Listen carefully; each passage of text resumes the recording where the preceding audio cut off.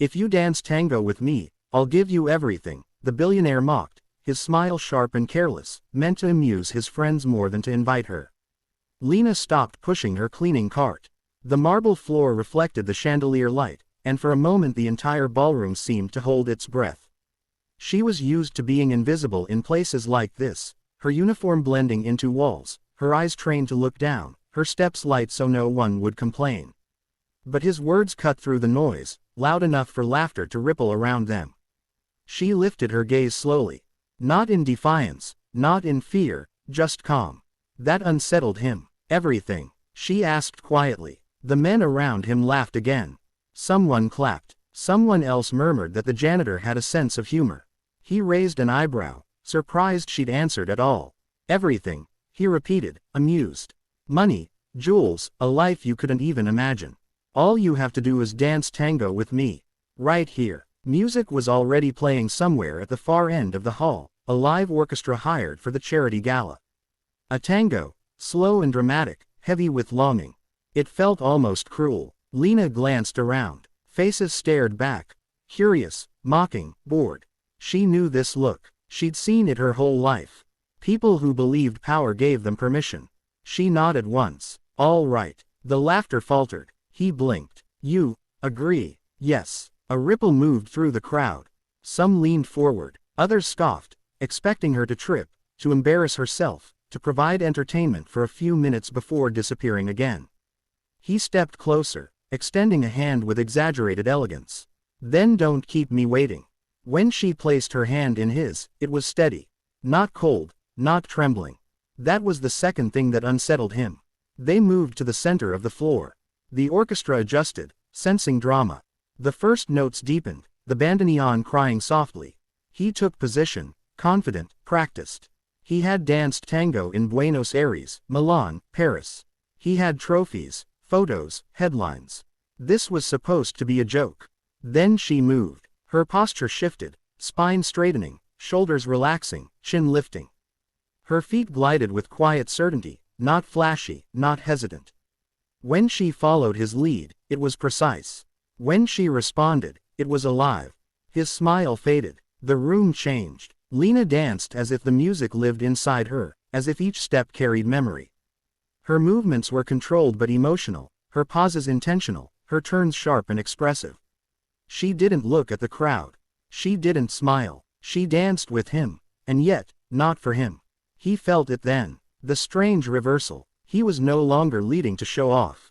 He was trying to keep up. Whispers spread. Phones lifted. The laughter vanished. When the music ended, silence followed. Thick, stunned. Then applause exploded, louder than before, but different. Real. Lena stepped back, releasing his hand. So, she said softly. Everything. His heart pounded, not from exertion. From something else. You danced before, he said, not mocking now. Professionally. She shook her head. Not professionally. Passionately. Someone in the crowd shouted her name, wrongly. Someone else asked who she was. The billionaire, Alexander Volkov, whose name opened doors across continents, found himself unable to speak for a moment. Who taught you? He asked. My mother, Lena replied. She danced tango in small halls, for small audiences. She said tango isn't about showing power. It's about listening. He swallowed. Fine, he said finally, forcing a grin back onto his face.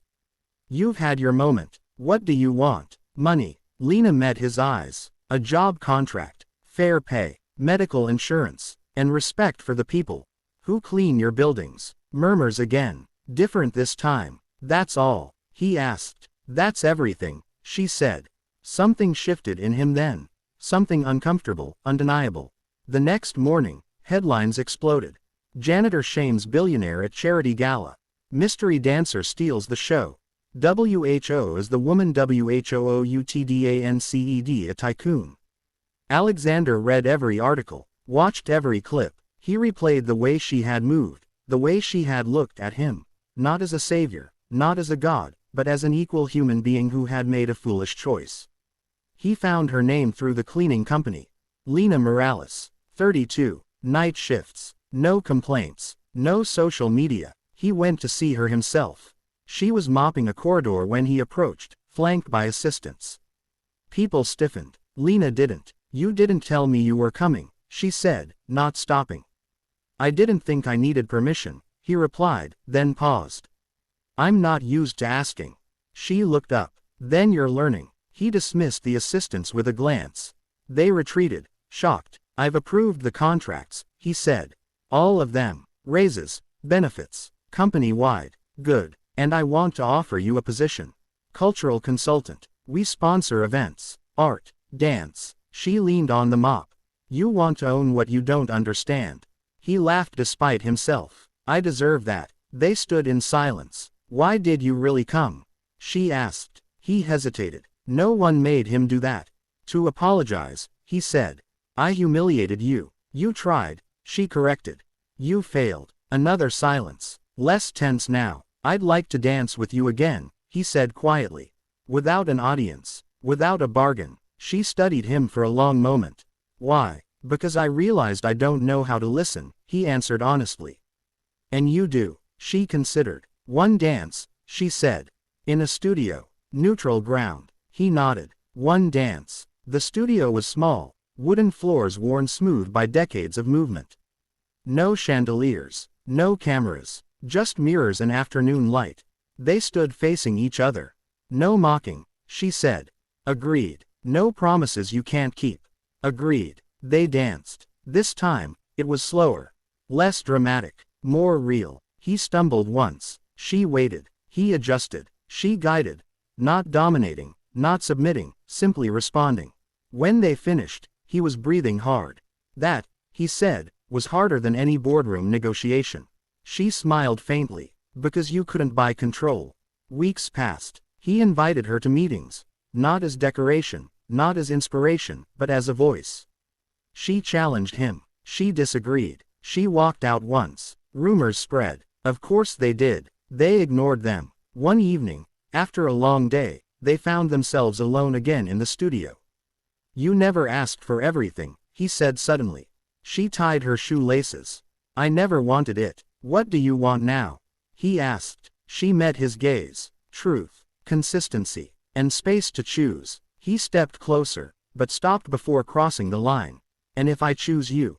She smiled, not unkindly.